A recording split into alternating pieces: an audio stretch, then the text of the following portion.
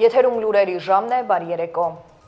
Եվ այսպես վարչապետ Նիկոլ Փաշինյանը Վաշինգտոնում մասնակցել է Խաղաղության խորհրդի անդրանիկ նիստին։ Միջոցառմանը մասնակցել են խորհրդին միացած պետությունների ղեկավարներ, վարչապետներ եւ արտաքին գործերի նախարարներ։ Նիստին ներկա եղել նաեւ արտգործնախարար Արարատ Միրզոյանը։ Ելույթում ԱՄՆ նախագահը անդրադառնալով տարբեր միջազգային հակամարտություններին խոսել է նաեւ Հայաստան-Ադրբեջան հակամարտության մասին, նշելով, որ 32 տարի տևած հակամարտությունից հետո Հայաստանի եւ Ադրբեջանի ղեկավարները զգալի աշխատանք են իրականացրել խաղաղության հաստատման ուղղությամբ։ Դոնալդ Թրամփը շնորհակալություն է հայտնել Հայաստանի վարչապետին եւ Ադրբեջանի նախագահին կատարած աշխատանքի համար, ընդգծելով ձեռք բերված արդյունքների կարեւորությունը։ Վարչապետ Նիկոլ Փաշինյանը նիստի շրջանակում կարճատև զրույցներ է ունեցել մի շարք երկրների գործընկերների հետ։ Նիստի ընթացքում ներկայացվել է նաեւ Գազայի խաղաղության ծրագիրն ու առաջիկայում նախատեսվող քայլերը։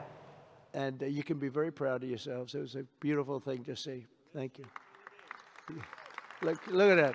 Can you believe it? 32 years. Thank you. Ալիևի թիկնապահները Վաշինգտոնում ծեծել են ցուցարարների, որոնք պաստառներ են բարձել եւ կարգախոսներ վանկարկել, պահանջելով քաղբանտարկյալների ազատ արձակում եւ Ադրբեջանում ընդդիմության հետապնդումների դադարեցում։ Ադրբեջանի իշխանության կամ ԱՄՆ իրավապահների կողմից պաշտոնական մեկնաբանություն դեռ չի եղել, միջադեպի հանգամանքները քննվում են։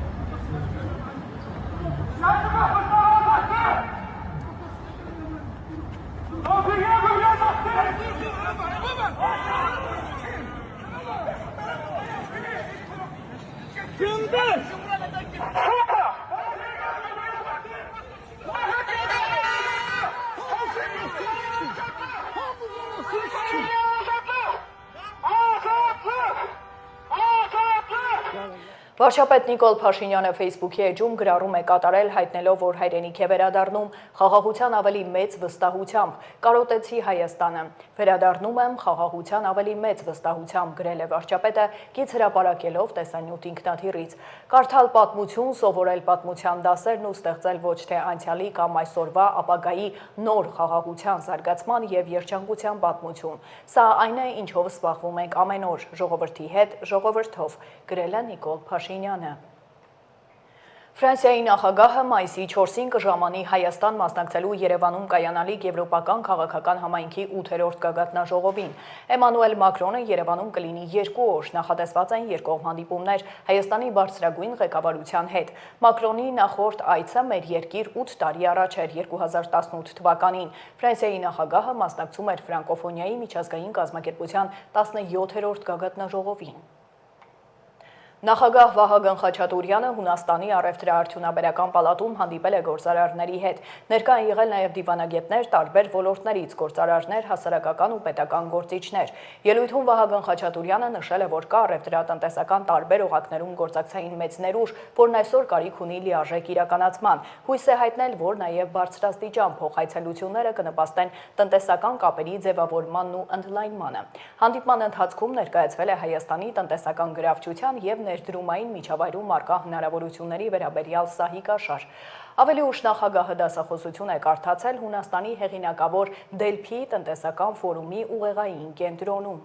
Կարող եմ վստահեցնել ձեզ, որ քաղաքական մակարդակում մեր հարաբերությունները ամենաբարձր մակարդակի վրա են գտնվում։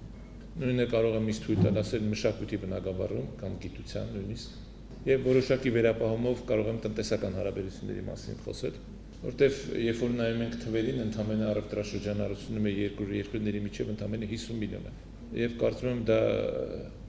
ուղղակի շատ փոքր թիվ է։ Հաշվի առնելով այն մեծ հնարավորությունը, այն մեծ պոտենցիալը, որ մենք երկու երկրներ ունենք։ Իհարկե,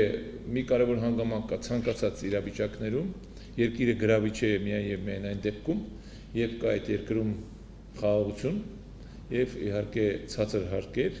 եւ իհարկե խելամիտ օրենքներ։ Սրանք աքսիոմաներ են, որով առաջնորդում են ցանկացած երկիր եւ վերջին տարիների Հայաստանի Հանրապետության ղեկավարության ցկտումները եղել է Հայաստանի Հանրապետությունում խաղաղություն հաստատել եւ տարածաշրջանում հարատև խաղաղություն ապահովել։ Ես կարող եմ պարզապես փաստել, որ արդեն մենք հաջողություններ ունենք այդ գործընթացում։ 2025 թվականի օգոստոսի 8-ին Վաշինգտոնում Հայաստանի եւ Ադրբեջանի կողմից նախաստորագրվեց խաղաղության պայմանագիրը, բայց այս շրջանակների համար շատ կարևոր է նաեւ 3 այլ համաձայնագրերին անդրադառնալը։ Մեկը վերաբերում է էներգետիկայի բնագավառում Միացյալ Նահանգների հետ մեր համագործակցության համաձայնագրին, մյուսը վերաբերում է հաղորդակցություններին, որի անվանումը մենք TRIP ենք գրել, եւ երրորդը վերաբերում է կիսահաղորդիչների բնագավառ։ Ես հույս ունեմ, որ այս ներկայացվածը ձեր մոտ էլ հետաքրքրություն կառաջացնի եւ այսօրվա հանդիպմանների հիմնական նպատակն էր հնարավորություն ունենալ կարճ եկուս ներկայացնել Հայաստանի Հանրապետության իրավիճակը, տնտեսության եւ պատկերացումները։ Եվ նաեւ ես հույս եմ հայտնում, որ մենք հնարավորություն կունենանք նաեւ նմանատիպ հանդիպում ունենալ Երևանում եւ որտեղ հնարավորություն կունենանք ավելի մանրամասն ներկայացնել մեր ծրագրերի մասին։ Շարունակենք, Աջափնյակում կրակոցների գործով 1 անձի ձերբակալման որոշում է կայացվել, այս մասին հայտնում են գլխավոր դատախազությունից։ Հիշեցնեմ, փետրվարի 18-ին ժամը 15-ի սահմաններում Աջափնյակ վարչական շրջանի բակերից մեկում վիճաբանություններ սկսվել, որն ուղեկցվել էր կրակոցներով։ Բուժկենտրոններ էին տեղափոխվել դանակահարված եւ հրազենային վնասվածքներով անձինք։ Նրանցից մեկը հիվանդանոցում մահացել էր։ Կայացել է Փարաքար խոշորացված համայնքի համայնքապետ Վոլոդիա Գրիգորյանի սպանության գործով դատական նիստը։ Գրիգորյանի սպանության համար մեղադրվող Նարեկ Օհանյանի պաշտպանը միջնորդել է, որ դատարանում հարցաքննվեն ախտոյանները։ Դատավոր Մուշեղ Արամյանի հարցին, թե ինչ վերաբերելիություն ունեն այդ անձինք, փաստաբանը պատասխանել է, որ այդ կերպ կապացուցվի Նարեկ Օհանյանի անմեղությունը։ Վոլոդիա Գրիգորյանի հոր ներկայացուցիչները ողջունել են փաստաբանի այդ միջնորդությունը։ Լևոն Գրիգորյանի ներկայացուցիչն ասել է, որ ունեն կասկած, որ Վոլոդիա Գրիգորյանի սպանության հետ առնչություն ունի Մհեր Ախտոյանը։ Դատարանը բավարարել է միջնորդությունը, դատավորը նախնական դատալսումների փուլը համարել է ավարտված։ Նա տեղեկացրել է, որ այս գործով հիմնական դատալսման փուլը կսկսվի մարտի 10-ին ժամը 14-ին։ Հիշեցնեմ, համայնքապետը սպանվել էր սեպտեմբերի 23-ին Մերձավան բնակավայրի Երևանյան խճուղում իր նորակառույց տան մոտ։ Սպանվել էր նաև քրեական ոստիկանության ծառայող Կարեն Աբրահամյանը, որը Գրիգորյանի ընկերն էր եւ դեպքի պահին նրա հետ է եղել ոչ ծառայության հետ կապված։ Քրեական ոստիկանության ծառայողներն Արմավիրի մարզի մի շարք հատվածներում, այդ թվում Մերձավանում խուզարկություններ են իրականացրել։ Քննչական կոմիտեից հայտնել են, որ քրեական վարույթի նախաքննության ընթացքում կատարվում են քննչական գործողություններ, այլ մանրամասներ չեն հայտնել։ Մարդու իրավունքների պաշտպանն աշխատանքային այցով Շիրակի մարզում էր։ Անահիտ Մանասյանը հանդիպել է մարզպետ Դավիթ Արուշանյանի հետ։ Քննարկվել են մարզում մարդու իրավունքների պաշտպանության առնչվող խնդիրներ, սոցիալ-տնտեսական հիմնահարցեր, ընդգծվել է դրանց համակարգային լուծումների կարևորությունը։ Անդրադարձ է արվել երկրաշարժից տուժած անձանց բնակարանային ապահովմանը եւ անօթևանության խնդրին, թափառող կենդանիների խնդրին, խոսքի ազատության երաշխավորմանը եւ ատելության խոսքի տարածման կանխմանը, նաեւ ընտրական իրավունքի իրացման ապահովմանը։ Պաշտպանը կարևորել է պետական եւ տեղական մարմինների արդյունավետ գործակցությունը, նշելով, որ մարզերի բնակիչների իրավունքների պաշտպանությունն իր գործունեության կարևոր ուղղություններից է։ Կրթության, գիտության, մշակույթի եւ սպորտի նախարարությունը պաշտոնապես տեղեկացնում է, որ վերջին օրերին տարբեր հարթակներում տարածվող տեղեկությունները եւ դրանց շուրջ կազմակերպվող քննարկումները, թե իբր այս տարվա սեպտեմբերից նախատեսվում է փակել 231 դպրոց, չեն համապատասխանում իրականությանը եւ հանդիսանում են ապատեղեկություն։ Կրթության ոլորտում իրականացվող պետական քաղաքականությունը միտված է հանրակրթության արդյունավետ զարգացմանը, կրթության հասանելիության ընդլայնմանը եւ որակի բարձրացմանը, այլ ոչ թե կրթական հնարավորությունների սահմանափակմանը։ Ասվածի վառ ապացույցը ներկայում հանրապետությունում ընթացող դպրոցաշինության լայնածավալ աշխատանքներն են, որոնց արդյունքում հանրապետության տարբեր բնակավայրեր պարբերաբար նոր դպրոցներ եւ մանկապարտեզներ են ունենում։ Հայտնում է նախարարությունն ու հորդորում քաղաքացիներին եւ մասնագիտական հանրույթին չտրվել տարբեր օրակարգեր սպասարկող ուժերի մանիպուլյացիաներին եւ առաջնորդվել բացառապես պաշտոնական ու հավաստի աղբյուրներով։ Նախարարությունը շարունակում է գործել բաց եւ թափանցիկ, հանրությանը տրամադրելով ամբողջական, ճշգրիտ եւ փաստարկված տեղեկություն կրթության ոլորտում իրականացվող նախաձեռնությունների եւ ծրագրերի վերաբերյալ։ Երևան-Երազխ ավտոճանապարհին Ազատավան գյուղի մոտակայքում տեղի է ունեցել ճանապարհատրանսպորտային պատահար։ BMW մակնիշի մեքենան դուրս է եկել ճանապարհի երթևեկելի հատվածից եւ բախվել ճամփեզրյա ծառերին, վարորդը տեղում մահացել է։ Փրկարարները հոսանքազրկել են մեքենան, փակել գազի բալոնի փականն ու իրականացրել հերթապահություն։ Այժմ առաջարկում եմ ծանոթանալ աշխարհում կատարվող իրադարձություններին։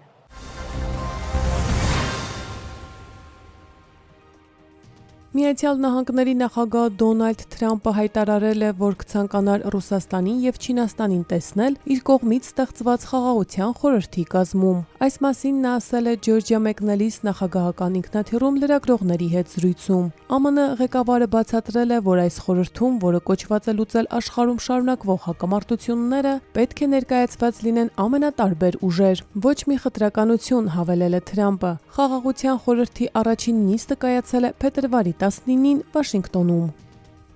Վարչապետ Սանայե Տակաիչիի կառավարությունը խորհրդարանի քննարկմանն է ներկայացրել պետական բյուջեի նախագիծ, որը նախատեսում է Ճապոնիայի պատմության մեջ խոշորագույն հատկացումներ սոցիալական կարիքների եւ զինված ուժերի համար։ Դրա ծախսային մասը նույնպես ունի ռեկորդային չափ՝ մոտավորապես $795 միլիարդ։ Ռազմական հատկացումները ենթադրվում է հասցնել Ճապոնիայի հետ պատերազմյան պատմության մեջ չտեսնված ավելի քան $57.4 միլիարդ։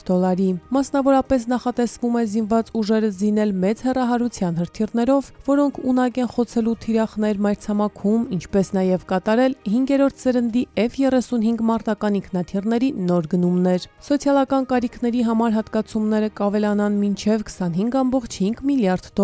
ինչը կապված է մասնավորապես 70 տարեկանից բարձր բնակչության աճող մասի բժշկական սպասարկման ծախսերի ավելացման հետ։ Կառավարությունը մտադիր է նաև ընդլայնել դպրոցներում աշակերտների սննդի ֆինանսավորումը։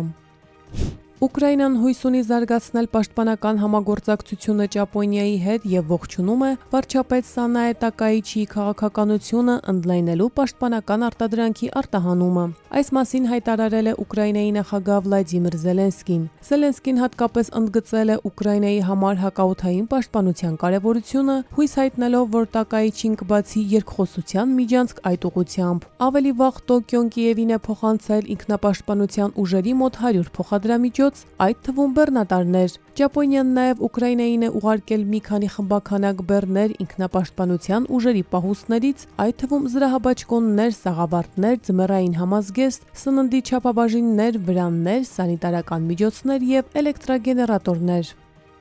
Կիևի եւ Բուդապեշտի հարաբերությունները ուկրաինական կողմի գործողությունների պատճառով դարձել են թշնամական եւ չեն բարելավվի մինչեւ Ուկրաինայում հակամարտության ավարտը։ Հայտարարել է Հունգարիայի վարչապետ Օրբանը Վաշինգտոնում խաղաղության խորհրդի նիստից հետո կայացած մամուլի ասուլիսի ժամանակ։ Ըստ Օրբանի ուկրաինա-հունգարական հարաբերությունները լարված են, քանի որ ուկրաինացիները իրենց թշնամի են համարում բոլոր նրանց, ովքեր իրենց չեն աջակցում, եւ ուկրաինացիները քայլեր են ձեռնարկում, որոնք փաստացիորեն նրանց դարձնում են թշնամի։ Եթե խաղաղություն լինի, ապա ուկրաինա-հունգարական հարաբերությունները կկարգավորվեն, բայց քանի դեռ պատերազմը շարունակվում է, ես դրա համար հիմքեր չեմ տեսնում, նշել է Օրբանը։ Կիևի թշնամական քայլերի թվում Օրբանը թվարկել է էներգամատակարարման ոլորտում քաոս ստեղծելու փորձերը, Հունգարիային հակամարտության մեջ ներքաշելը եւ Ուկրաինային աջակցելու հարցում նրան ֆինանսական պարտավորություններ պարտադրելը։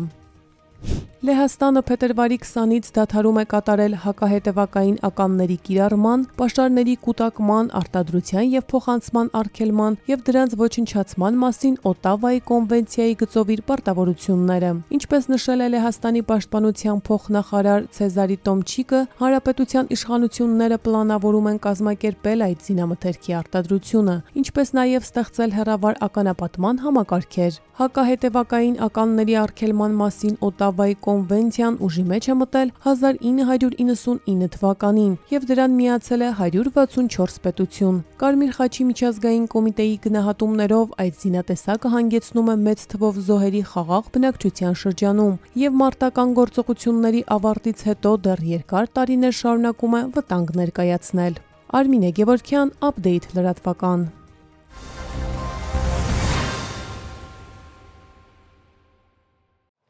Հերթական խոշոր բացահայտումը այս անգամ հայտնաբերվել է 1 կիլոգրամ 218 գրամ մարիխուանա։ Մանրամասները տեսանյութում։ Մաքսանենք ճանապարհով ներկրված թմրամիջոց ապօրինի ձեռք բերելու վերաբերյալ հերթական օպերատիվ տվյալը քրեական ոստիկանության թմրամիջոցների անօրինական շրջանառության դեմ պայքարի վարչության ծառայողներն իրացրին փետրվարի 13-ին։ Մայրաքաղաքի պարեկների հետ համագործակցելով քրեական ոստիկանները Երևանի, Շիրակի եւ Արարատյան փողոցների խաչմերուկում ձերբակալեցին ու համայնքային ոստիկանության Շենգավիթի բաժին տեղափոխեցին Արարատի մարզի բնակիչ 37-ամյա տղամարդու։ Նրա խուզարկությամբ հայտնաբերվեց 1 կիլոգրամ 218 գրամ մարիխուանա։ Հովաննա։ 37-ամյա տղամարդը կալանավորվել է, հանգամանքները պարզվում են։ Ծանուցում հանցագործության համար մեղադրվողը համարվում է անմեղ, քանի դեռ նրա մեղավորությունն ապացուցված չէ քրեական դատավարության օրենսգրքով սահմանված կարգով, դատարանի օրինական ուժի մեջ մտած դատավճռով։ Եվ հանրապետության տարածքում վաղը տեղումներ չեն սպասվում, օդի ջերմաստիճանն այսօրվանից նվազում է։ Հանրապետության միջպետական եւ հանրապետական նշանակության բոլոր ավտոճանապարհները բաց են։ Ճանապարհների սպասարկման համար պատասխանատու կազմակերպությունները շարունակում են ավտոճանապարհների մաքրման եւ աղավազով մշակման աշխատանքները։ Վարդենյաց Լեռնանցքը դժվար անցանելի է կցորդով տրանսպորտային միջոցների համար։ Այսքանը դուք դիտում եք Update լրատվականը, մաղթում եմ հաճելի հանգստյան օրեր, հաջողություն։